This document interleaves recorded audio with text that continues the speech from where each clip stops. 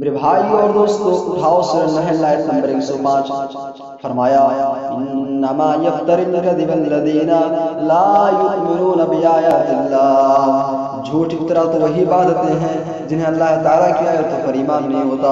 وَأُولَٰئِکَ هُمُ الْکاذبُونَ، اللہ فرما رہا ہے اور یہی لوگ جھوٹے ہیں۔ اور متفق علیہ روایت رسول اکرم صلی اللہ علیہ وسلم نے فرمایا ان الصدق یہدی الی البر، اے میرے صحابہ، سچائی انسان کو نیکی کی طرف رہنمائی کرتی ہے۔ وان البر یہدی الی الجنہ، اور نیکی انسان کو جنت کی طرف لے جاتی ہے۔ وان الرجل لیصدق حتی یکتب عند اللہ صدیقا، اور ایک آدمی برابر سچ بولتا ہے یہاں تک کہ وہ اللہ کے نزدیک صدیق لکھ دیا جاتا ہے، سچا لکھ دیا جاتا ہے۔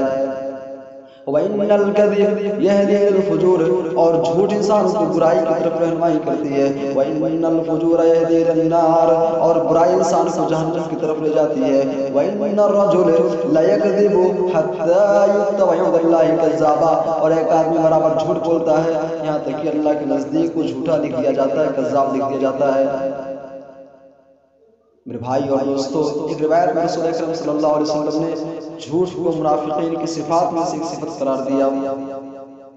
فرمایا اربع من کن فیہ کان منافقا خالصا، چار خصلتیں جس کے اندر پائی جائیں گی پکا منافق ہے۔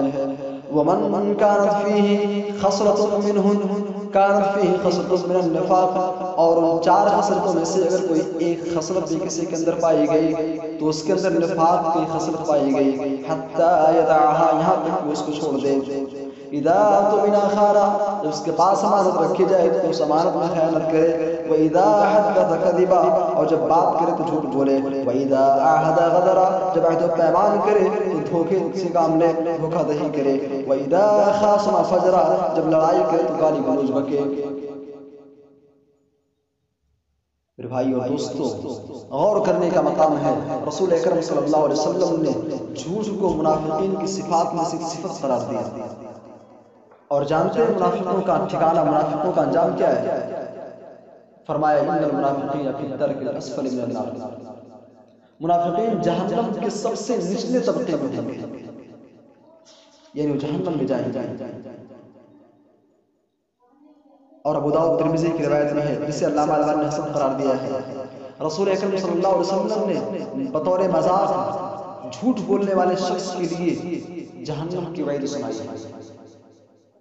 فرمایا وَيْلٌ لِّلَّذِي يُحَدِّثُ بِالْحَدِيثِ لِيُضْحَكَ بِهِ الْقَوْمُ فَيَكْذِبُ وَيْلٌ لَّهُ، فرمایا جو لوگوں کو ہنسانے کی خاطر جھوٹ بولے اس کے لیے ویل ہے، ہلاکت ہے۔ اور مسلم کی روایت میں رسول اکرم صلی اللہ علیہ وسلم نے فرمایا کفا بالمرء کذبا ان یحدث بکل ما سمع، آدمی کو جھوٹا ہونے کے لیے بس اتنا کافی ہے کہ ہر سنی ہوئی بات کو آگے بیان کر دے۔